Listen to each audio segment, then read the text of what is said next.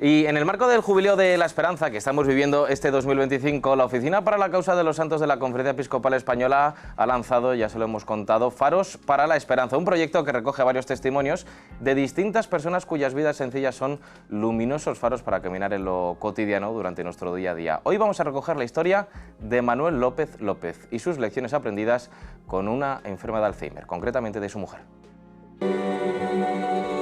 Yo soy Manuel López López, tengo 83 años y que al final de mi vida he tenido que gestionar la evanescencia de mi esposa, que ha muerto después de 17 años con Alzheimer. Lita, yo la conozco cuando tiene 21 años, yo tengo 23, y entonces hemos estado juntos. Hemos estado en nuestro velero, en las tormentas, en las circunstancias, pero lo que sí hemos sido ha sido muy leales a nuestro objetivo. Lita, para mí, yo no hice nada extraordinario, porque ella lo hizo por mí también. O sea, en ese camino, nos hemos estado 54 años casados, ¿cómo yo no voy a ir a verla? ¿Cómo no voy a estar con ella?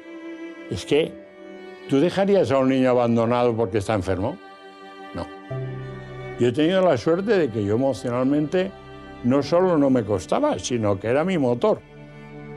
O sea, en mi relación con ella, yo me sentía muy complementado cuando estaba con ella. O sea, y eso es fundamental, ¿no? El que no era un sacrificio, era una gratificación. Cuando tú tienes una persona que tiene una enfermedad neurológica, lo primero que hay que ver es que ahí hay un entorno con el que tienes que convivir. Tuvimos que empezar a ver cómo íbamos a hacer los pasos siguientes.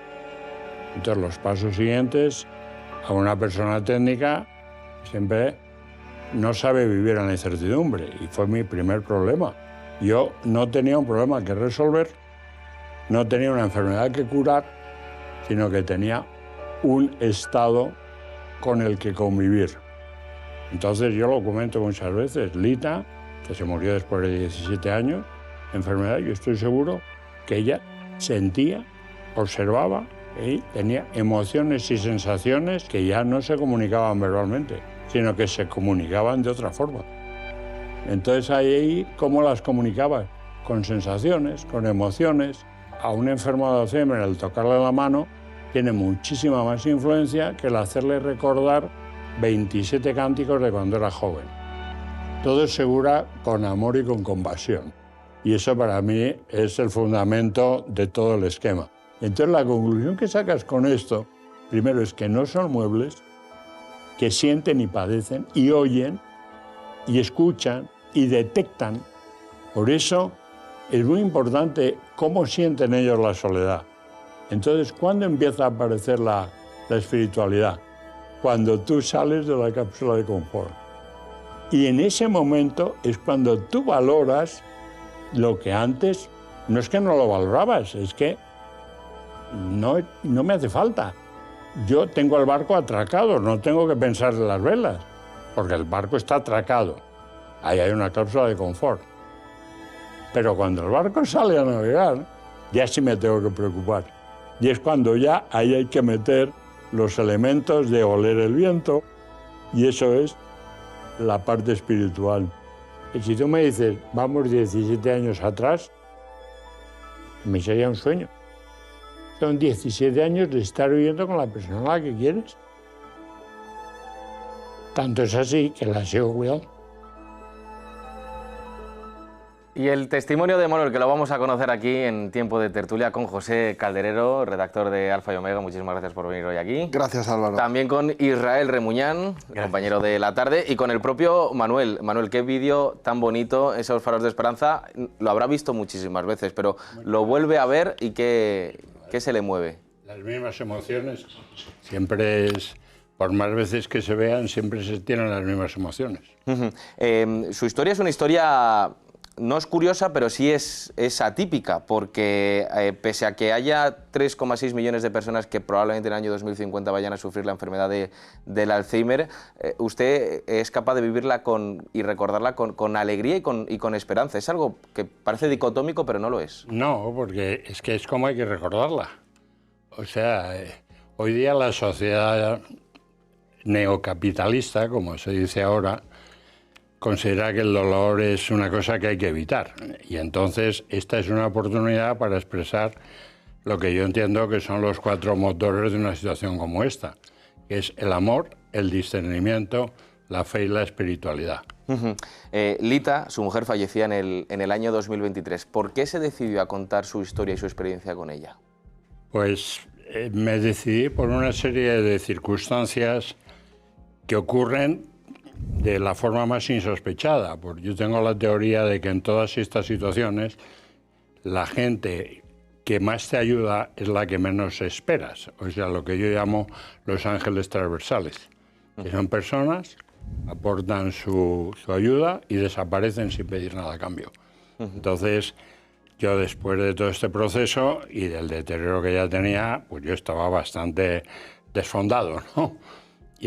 Y un amigo que aparece en el escenario desde que hacía 60 años que no lo veía, que era el doctor Enrique Rojas, va a la residencia donde estaba ella y me dice, ¿y tú qué has hecho durante este tiempo? Y yo, pues nada, estar con ella y escribir un libro de bitácora. Le dice, dame el libro de bitácora que lo quiero leer. Y como consecuencia de ese comentario, acabó saliendo el libro. Un libro de bitácora, Navegando en la Esperanza, que es el título que al final tuvo. ¿Por qué has utilizado ese símil marítimo? Tú eres muy fan, ¿no? de la vela. Yo soy del mar, es decir, soy ingeniero naval, he estado en la Armada y a mí me parece que el mar es lo más aproximado a la vida del hombre. O sea, cuando la gente dice estamos en el mismo mar, no, estamos en el mismo barco.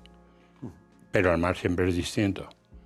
Y el mar para mí tiene una serie de ideas que a mí me han servido mucho para enfocar este asunto. Primero, yo nunca utilizo la palabra cuidador, utilizo la palabra vigía.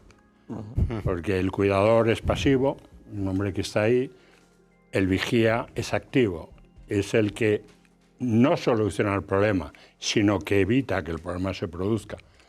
Entonces, a mí el mar siempre me ha dado ese tipo de analogías y ahora últimamente he estado, bueno, yo como elemento adicional a lo que estamos hablando, yo cuando empezó la enfermedad empecé a estudiar neurología. Porque soy una persona técnica, en ningún momento he pretendido dar lecciones de medicina ni consejos, sino contar una experiencia por si a alguien le puede valer. Y en ese camino del estudio de la neurología me he dado cuenta que el elemento más desconocedor que tiene la humanidad es el cerebro. Y no sabemos cómo tomamos las decisiones. Bueno, lo sabemos, pero de alguna manera a mí eso me ha abierto un mundo de preguntas que en este momento sigo tratando de responderlas. Israel, ¿qué lecciones ves tú aquí del acompañamiento que tuvo Manuel con su mujer de la enfermedad del Alzheimer? Bueno, yo veo muchísimas. Yo me emocionaba viendo el vídeo porque es impresionante, Manuel. Y a mí lo que me venía a la cabeza, bueno, yo en mi familia también tenía un caso, ¿no? Pero en este caso de hijos cuidando de una madre con Alzheimer, ¿no?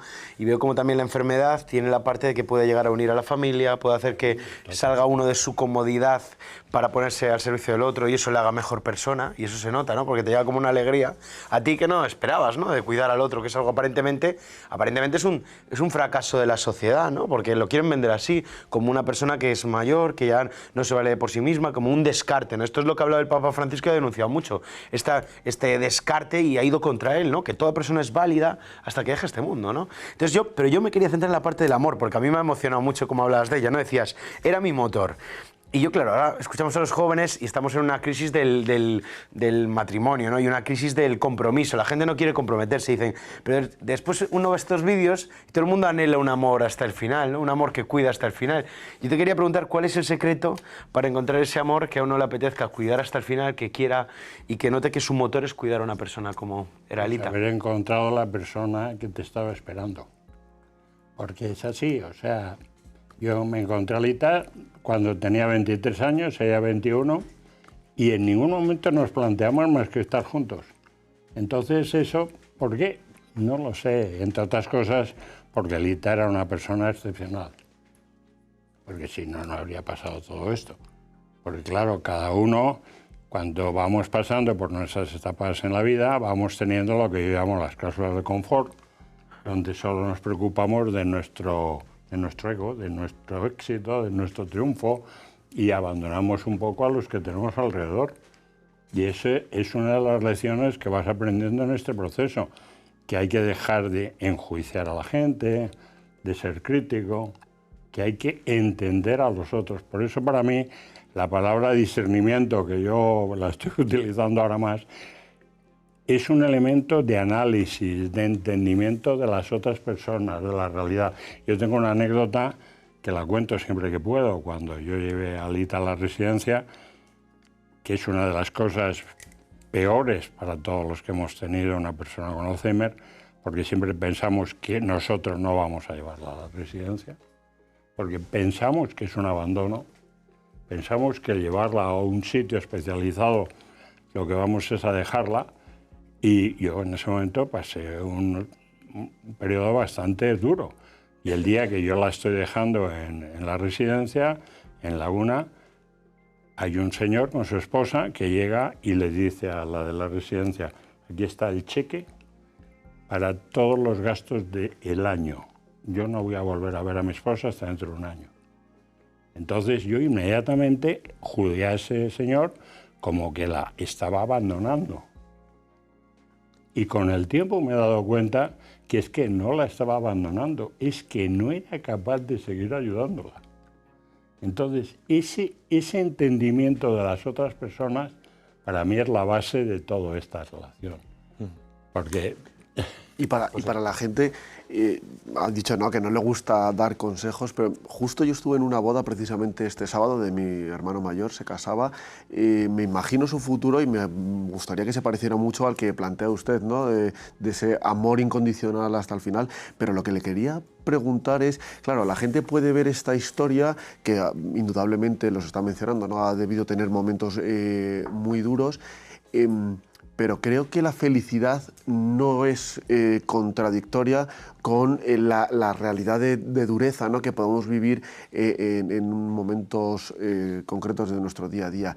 ¿Qué le diría a todas esas personas que se encuentran ahora mismo en una situación de dureza y que se plantean rechazar, ¿no? esos palos que le ha podido dar la vida? ¿Es posible ser feliz a pesar de esos momentos? No, es que para mí el concepto, lo más difícil en la vida es definir los conceptos básicos. Es cuando uno le dicen, te voy a hacer una pregunta muy sencilla. Yo me pongo a temblar siempre, porque la definición de concepto es un tema muy complicado. Es como cuando me dicen, una persona es inteligente porque resuelve muy bien los problemas. No, para mí la persona inteligente es la que los evita, no la que los resuelve. Entonces, una persona es feliz. La felicidad en sí no existe. La felicidad es el momento, cómo tú estés entendiendo la realidad de ese momento. Si cuando tú tienes un problema, tú inmediatamente, y es una cosa que nuestros sesgos neuronales nos hacen entenderlo así, todos los demás tienen la culpa de lo que nos pasa. Y al momento en que uno hace esa aseveración ya no tiene solución, porque no pueden venir todos en dirección contraria por la autopista. Para mí, el entendimiento de la relación humana es escuchar, comprender y tratar de adaptarte al presente. No hay nada peor que la nostalgia, que el tratar de volver al pasado, ¿no? Y eso es una de las cosas que yo hablaba con Lita muchas veces, ¿eh? O sea, nosotros, yo he tenido la suerte de que ella era una persona que si yo soy optimista, era más optimista en el sentido de que para ella el pasado ya había pasado. Y el futuro era algo que nos encontraríamos. Pero el futuro lo creamos nosotros. El futuro no está ahí. Y la felicidad es la que nosotros seamos capaces de sentir. Hay gente que tiene todo y no es feliz. Porque lo fundamental para ser feliz es sentirse aceptado y sentirse parte de un grupo. Hay una anécdota que para mí ha sido muy iluminadora, y es una catedrática de una universidad americana que uno de sus estudiantes le pregunta: ¿cuál es el mayor descubrimiento de la humanidad? Y todo el mundo piensa que va a decir la electricidad, la rueda, etc. Y ella dice, el fémur soldado. Entonces, cuando oye eso, ¿cómo que el fémur soldado? Dice, si usted no sabe que se ha encontrado un fémur soldado de hace 3.500 años, que estaba fracturado y soldado como se suelda ahora. Entonces el estudiante se le queda mirando y dice, eso significa... El cuidado, ¿no? El cuidado del entorno, el cuidado del grupo. Los animales... Que alguien se ha preocupado por esa persona. Alguien se ha preocupado. Y para mí eso es lo fundamental, el tener ese sentido colectivo de ayuda. O sea, no hace falta... Y aparte que nosotros tratamos siempre de ir por caminos que ya hemos transitado. Por eso a mí el mar me gusta. El mar siempre es una situación nueva. Y la gente que está fuera, que está en el puerto, no sabe el viento que hace en el bote.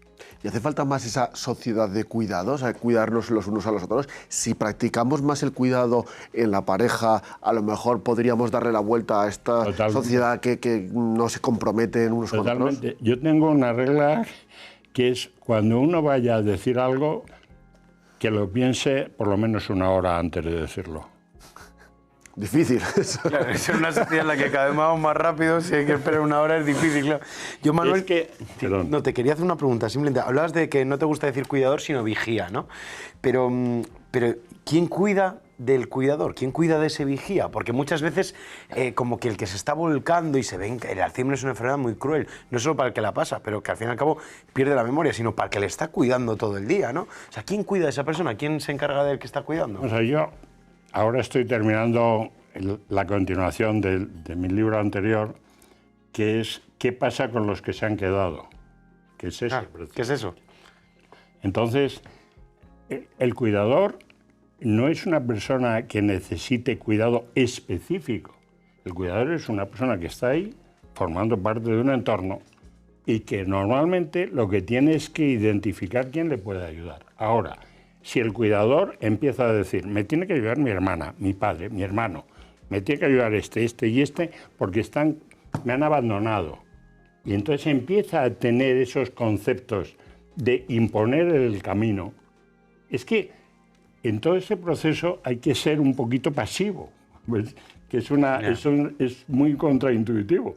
Igual que cuando yo digo que lo más importante para un enfermo de Alzheimer, en mi opinión, es que olvide, no que recuerde. Porque cuando olvida, solo se queda con lo que realmente quiere recordar. Entonces, el cuidador está ahí, es un entorno. Esto no es una enfermedad, es un estado familiar, es un estado colectivo.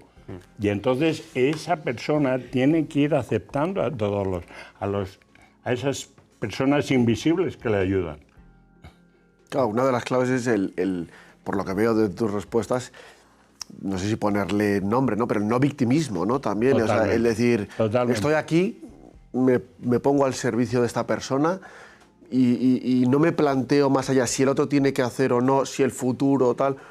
Voy a dar lo que tengo dentro, ¿no? Y a partir de ahí construyamos, ¿no? Sí, pero tú has utilizado una palabra muy interesante que es victimismo. Y es que siempre piensa uno que lo peor es lo que le pasa a él. ¿Vale? Yo, en este proceso, una de las cosas que he hecho ha sido visitar a personas que están sufriendo otro tipo de enfermedades. Y entonces, hace 2 meses estuve en una asociación para enfermos de parálisis cerebral, que son personas que nacen y viven hasta 65 años, cuidados por sus padres, cuidados por sus familiares, y sin la menor idea de recuperación. Entonces, cuando uno compara eso, eres un privilegiado. Yo siempre lo digo, yo soy un privilegiado. Yo he tenido la oportunidad de estar con una persona que me ha permitido desarrollar mis características personales, porque yo ahora soy una persona muy distinta de la que era antes. Tengo unas prioridades diferentes, tengo un entendimiento de la sociedad distinta, soy menos crítico, y entonces es lo de siempre. Ay, que no me gustan estos zapatos, pero ¿qué me estás contando si aquí no tiene piernas? Sí. Pues Manuel López López, un auténtico faro de esperanza, cuyo testimonio hemos conocido aquí en Iglesia al Día. Gracias, que tenga mucha suerte con la siguiente edición del libro. Estaremos aquí muy pendientes. Muchas gracias por vuestro trabajo y por vuestro tiempo. Muchas Gracias, Manuel. Y atentos a este